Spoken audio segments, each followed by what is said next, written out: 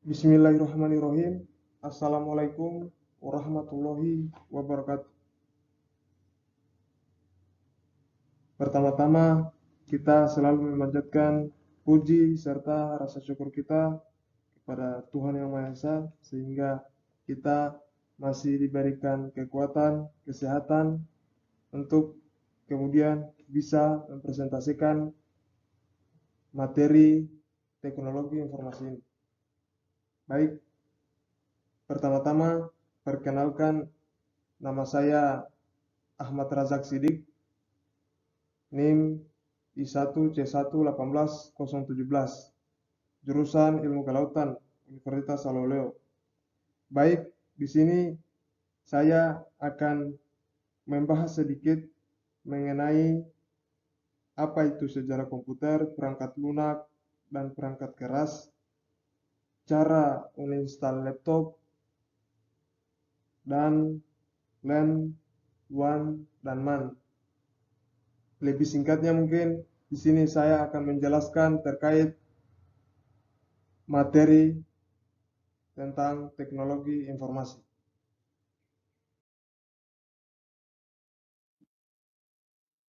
Yang pertama, pengertian teknologi informasi.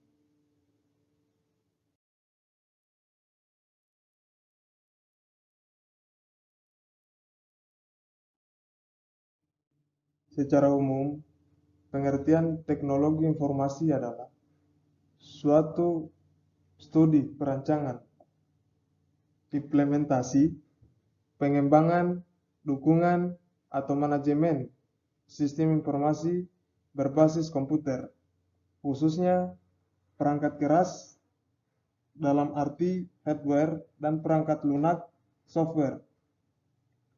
Menurut ITA, Informasi Technology Association of America, pengertian teknologi informasi adalah suatu studi, perancangan, implementasi, pengembangan, dukungan, atau manajemen sistem informasi berbasis komputer, terkhususnya pada aplikasi perangkat keras dan perangkat lunak komputer.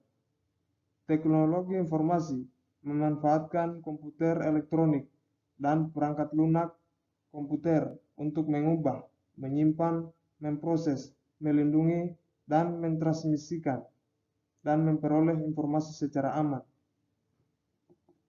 Teknologi informasi tidak hanya penting sebagai alat komunikasi via elektronik saja, melainkan merupakan perangkat penting yang seharusnya dimiliki dalam bisnis sebagai sarana untuk berkoordinasi dengan, dan pengarsipan dokumen-dokumen penting. Teknologi informasi diterapkan guna pengelolaan informasi yang pada saat ini menjadi salah satu bagian penting karena meningkatnya kompleksitas dari tugas manajemen, pengaruh ekonomi internasional, globalisasi, perlunya waktu tanggap, respon time yang lebih cepat, tekanan akibat dari persaingan bisnis. Selanjutnya, manfaat penggunaan teknologi informasi. Manfaat penggunaan teknologi informasi dibagi menjadi 4. Yang pertama, manfaat di dunia telekomunikasi. Manfaat teknologi informasi di dunia telekomunikasi sebenarnya sudah lama dirasakan publik, bahkan terus mengalami kemajuan. Dulu, Anda harus menulis surat saat ingin bertukar kabar dengan kerabat ataupun teman yang tinggal di luar dengan menghadirkan telepon maupun ponsel genggam, sehingga hanya diperlukan hitungan detik bagi Anda untuk mengirimkan pesan. Selanjutnya, manfaat di dunia bisnis. Anda sering belanja di marketplace atau media sosial. Tanpa teknologi informasi, kegiatan bisnis yang melihat platform online mustahil terjadi. Maka dari itu, sejumlah pelaku bisnis mulai memfokuskan strategi pemasaran mereka dengan mengandalkan teknologi canggih. Sementara bagi konsumen, penerapan teknologi informasi memudahkan mereka saat mencari barang atau jasa yang dibutuhkan dalam waktu cepat, dengan harga terjangkau. Kemudian yang ketiga, manfaat di bidang pendidikan. Di bidang pendidikan, manfaat teknologi informasi hadir dalam berbagai bentuk, dari pengolahan data dengan komputer, e-learning, dan pengerjaan tugas berbasis IT. Dampaknya pun semakin terasa di masa pandemi seperti sekarang, karena kegiatan belajar mengajar tidak bisa dilakukan secara langsung untuk sementara waktu. Aktivitas tersebut kini mengandalkan perangkat seperti laptop dan smartphone untuk pengajaran online hingga mengumpulkan tugas. Yang terakhir, manfaat di bidang kesehatan. Peran teknologi informasi dalam bidang kesehatan berjasa dalam memperbaiki manajemen klinik hingga rumah sakit. Jika dulu staf harus mencatat riwayat kesehatan pasien secara manual dalam berkas, sekarang mereka dapat mempersiapkan semuanya di dalam komputer. Selain itu, saat ada tamu yang mencari kamar atau meminta rincian biaya, staf dapat melakukan pencarian lebih cepat hanya dengan memasukkan data seperti nama pasien untuk mengakses database. Selanjutnya, perbedaan data dan informasi.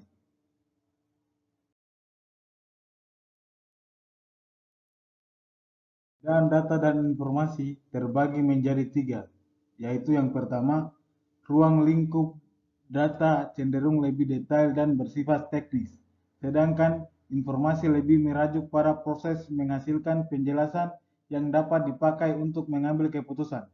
Yang kedua, berdasarkan pola penerimaannya. Data tak selalu bisa digunakan dan diterima penerima, sebab hal itu memerlukan pengolahan panjang, sedangkan informasi dapat langsung dipakai sekaligus diterima oleh penerimanya. Hal ini karena informasi telah melalui proses mengolah data yang diterima dalam bentuk lebih sederhana dan dimengerti.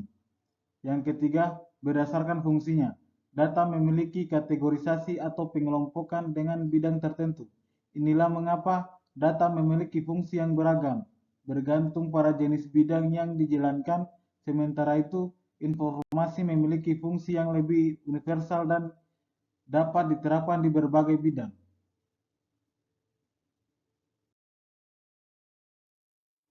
Selanjutnya, fungsi teknologi informasi.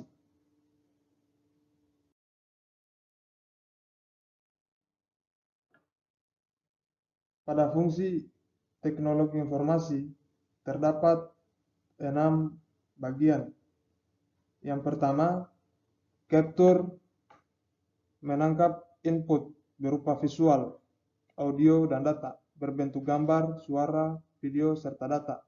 Yang kedua, processing, mengolah input menjadi bentuk baru, seperti halnya rendering atau pengolahan video dan proses recording.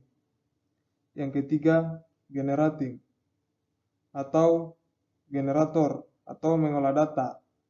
Hasil diperoleh biasanya data. Menggenerat suatu data menjadi beberapa pecahan data lain. Yang keempat, strong, penyimpanan data berupa spasi atau ruang data pada ROM atau RAM.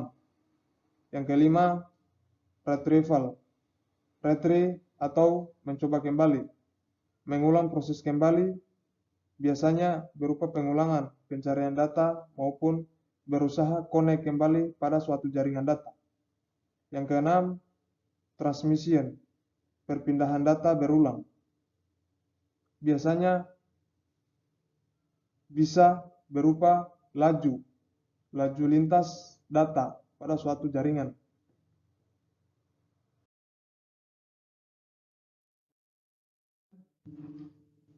Perbedaan hardware, software, brainware.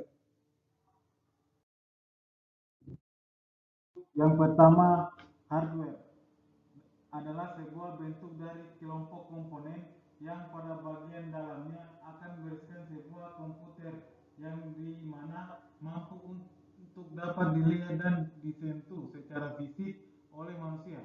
Contohnya adalah case, monitor, keyboard, speaker, dan power supply. Kemudian yang kedua, software adalah kumpulan data yang dibuat secara elektronik dan dilakukan penyimpanan serta diatur oleh komputer itu sendiri. Contohnya adalah Microsoft Office, CorelDRAW, dan After Effects. Ketiga, brainware adalah manusia itu sendiri yang melakukan pengoperasian daripada komputer. Hal ini dikarenakan tidak adanya manusia, maka komputer tersebut tidak akan berjalan, sehingga menjadikan peran manusia sangatlah penting terhadap operasi komputer yang dilakukan.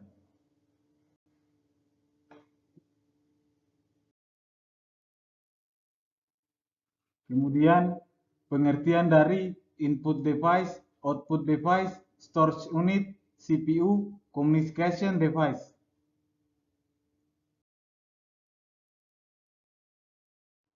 Yang pertama, input device, dalam kurung perangkat masukan.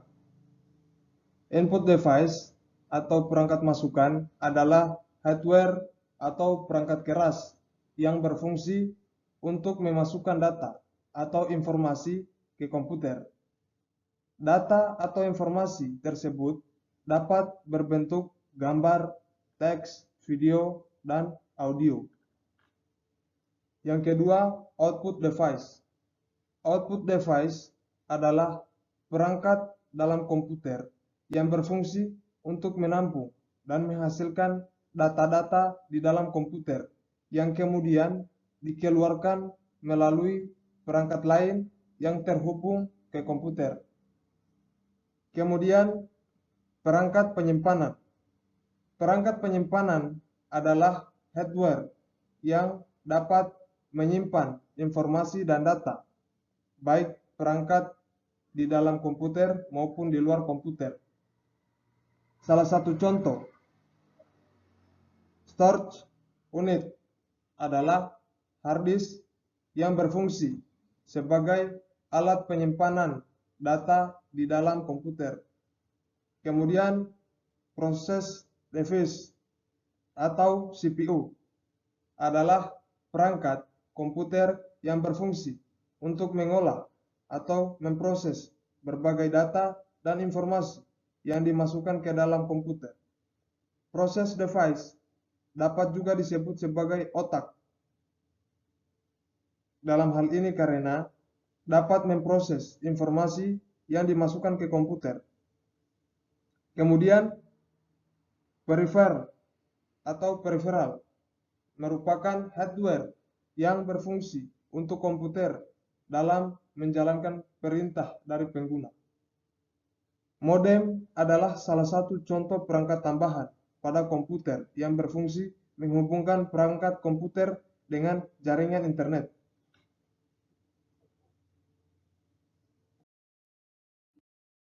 Selanjutnya, pengertian sistem operasi, application, software, program utility, program pengrusak.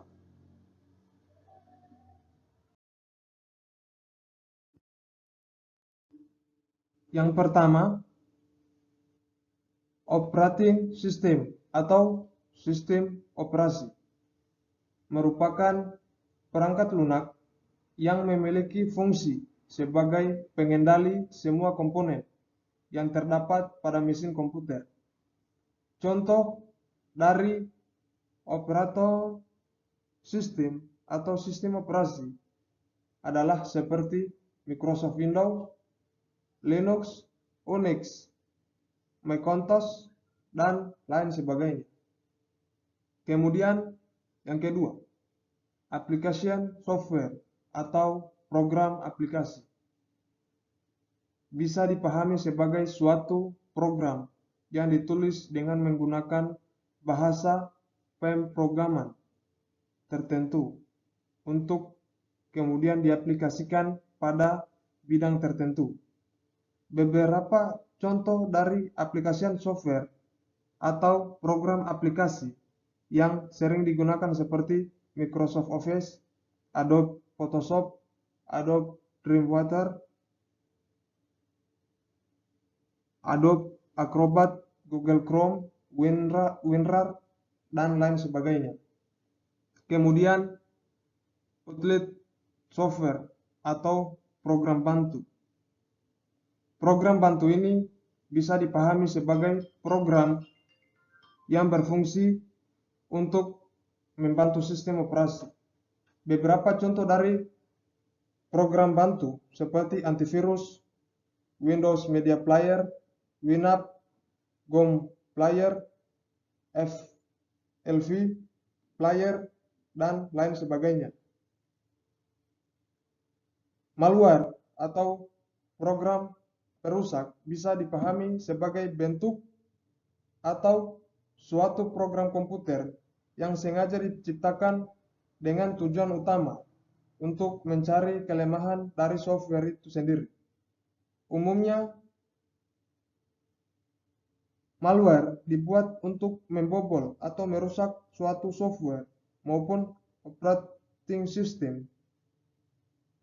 Beberapa contoh dari malware atau program perusak seperti virus, worm, keylogger, trojan, spyware, adware, dan lain sebagainya.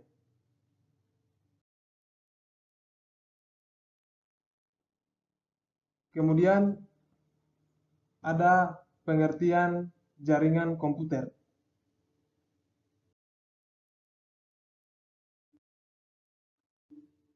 Pengertian dari jaringan komputer adalah sistem yang menghubungkan beberapa komputer untuk berbagi informasi, dalam hal ini data dan sumber daya. Komputer dan perangkat lain yang saling terhubung bakal memungkinkan pengguna untuk berkomunikasi dengan lebih mudah.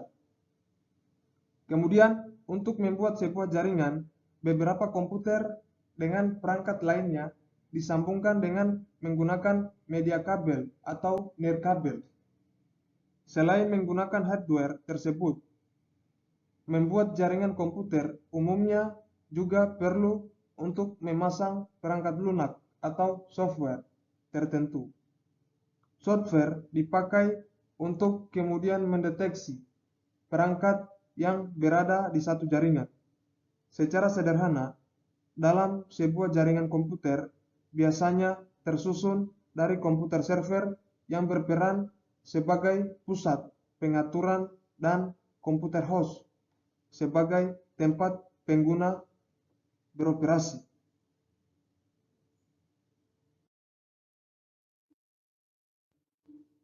Selanjutnya, manfaat jaringan komputer.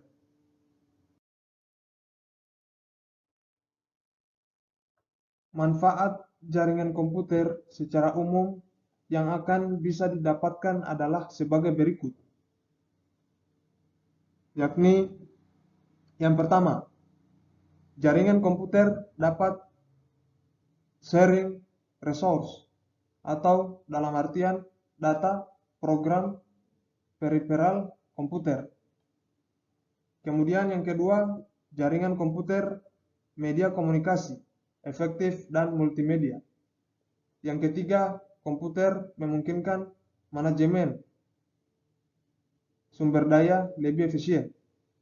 Yang keempat, jaringan komputer memungkinkan penyampaian lebih terpadu.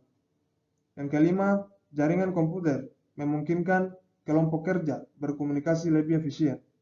Yang keenam, jaringan komputer dapat menjaga keamanan data lebih terjamin, hak akses. Yang ketujuh, jaringan komputer menghemat biaya pengembangan dan pemeliharaan. Dan yang kedelapan, jaringan komputer membantu mempertahankan informasi agar tetap handal dan up to date.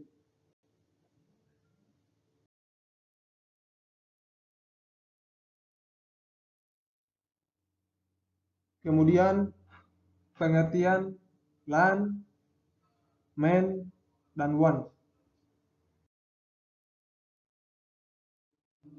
LAN atau Local Area Network adalah suatu jaringan komputer yang hanya mencakup wilayah lokal saja. Artinya kenapa? Jaringan ini hanya dapat digunakan oleh pengguna di area LAN. LAN menghubungkan perangkat ke jaringan internet atau melalui perangkat jaringan sederhana.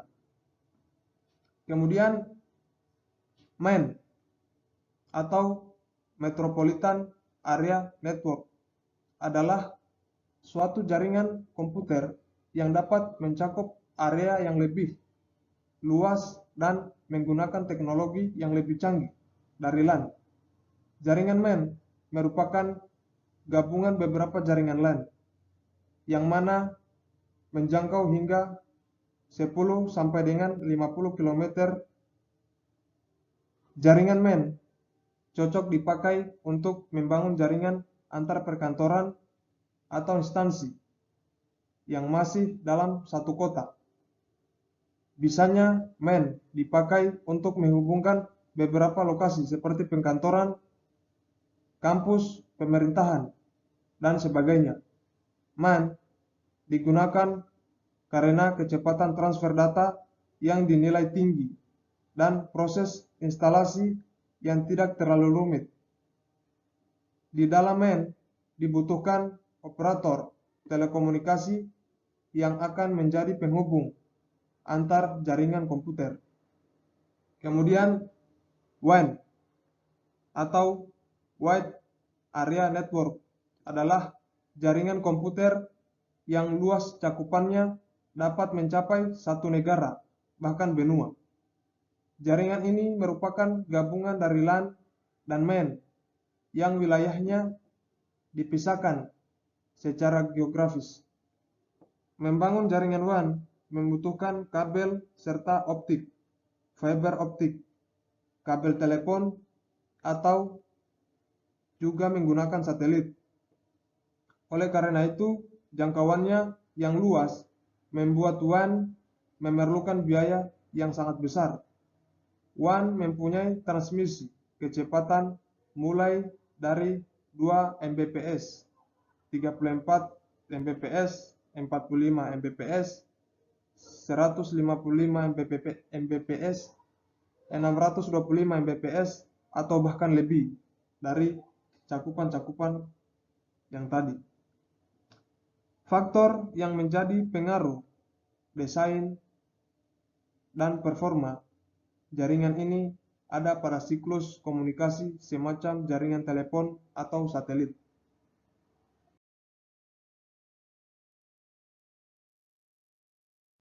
Kemudian pengertian internet, web, search engine, firewall, address, email, e-learning, e-commerce.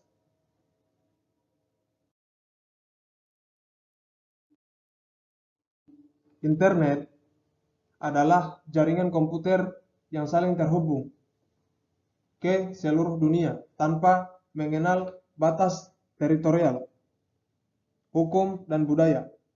Secara fisik, dianalogikan sebagai jaringan laba-laba atau dalam artian the web yang menyelimuti bola dunia dan terdiri dari titik, yakni node yang saling berhubungan. Kemudian web adalah nama umum untuk World Wide Web. Web adalah bagian dari internet yang terdiri dari halaman-halaman yang dapat diakses oleh browser web. Meskipun demikian, web memang menjadi bagian tersebar dari internet, tetapi mereka beda satu sama lain. Kemudian search engine atau apabila diartikan dalam bahasa Indonesia adalah mesin pencari, pada dasarnya merupakan program berbasis web yang diperuntukkan untuk mencapai informasi di dalam World Wide Web atau WWW. Pencarian informasi melalui search engine bisa didapatkan dengan menyesuaikan dengan kata kunci yang pengguna masukkan.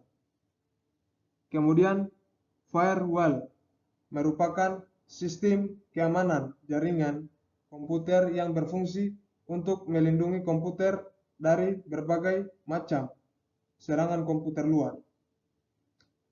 Dengan adanya firewall, dapat dipastikan bahwa data pada komputer atau server web yang terhubung tidak akan bisa diakses oleh siapapun di internet.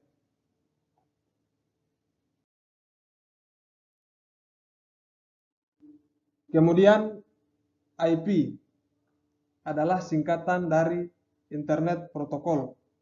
Ada dua versi IP yang saat ini hidup berdampingan di dunia Internet global, yaitu IP versi 4, IPv4, dan IP versi 6, IPv6.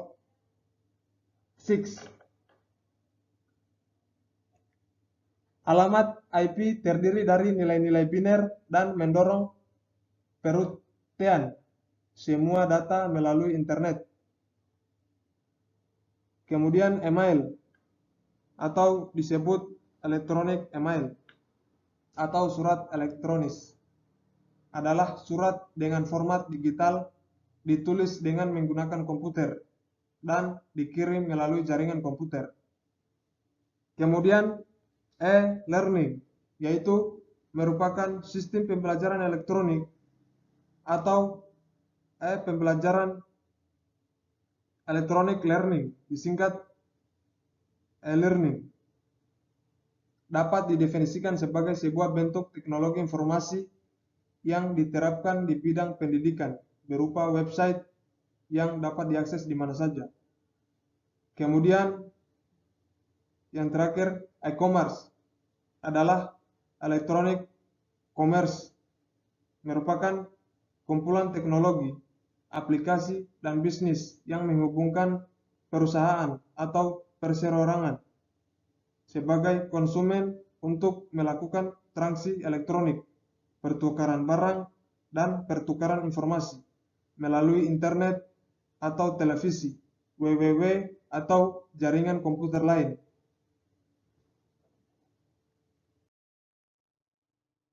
Kemudian penggunaan teknologi informasi pada jurusan ilmu kelautan.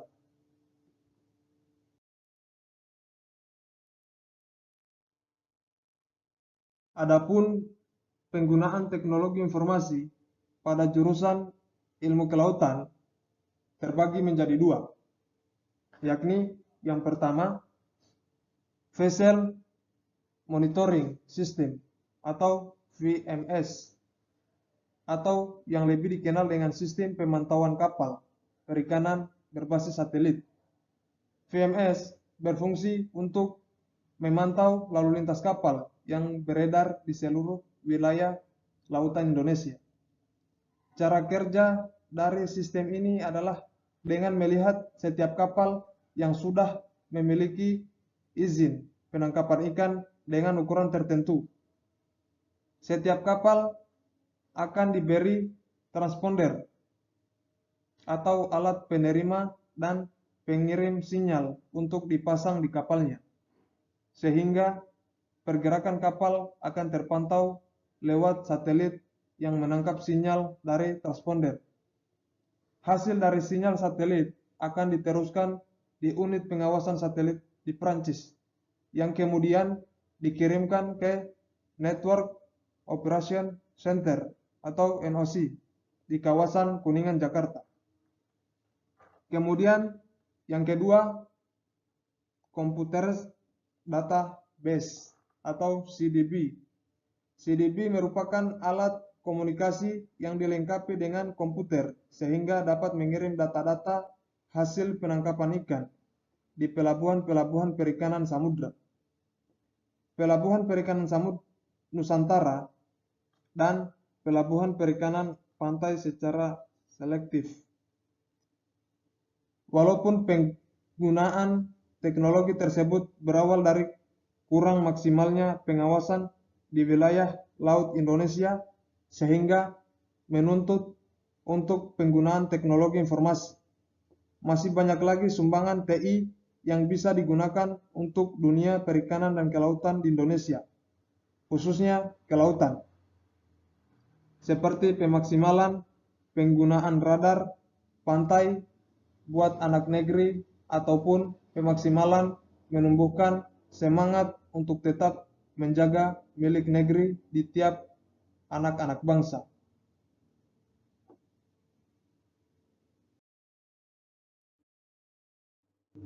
Kemudian pada penggunaan teknologi informasi khususnya pada jurusan ilmu kelautan ada daftar panjang dan terhormat pencapaian ilmiah yang berasal dari instrumen dan teknologi yang dikembangkan Angkatan Laut, yakni sonar batimetri SWAT, sensor optik, pemindaian garis laser, sistem satelit pemosisian global, seismometer dasar laut, magnetometer medan total gerbang flux laut, Alvin dan Flip, pengukur arus Doppler akustik, sensor bioluminensi, dan teknologi tambatan jangka panjang.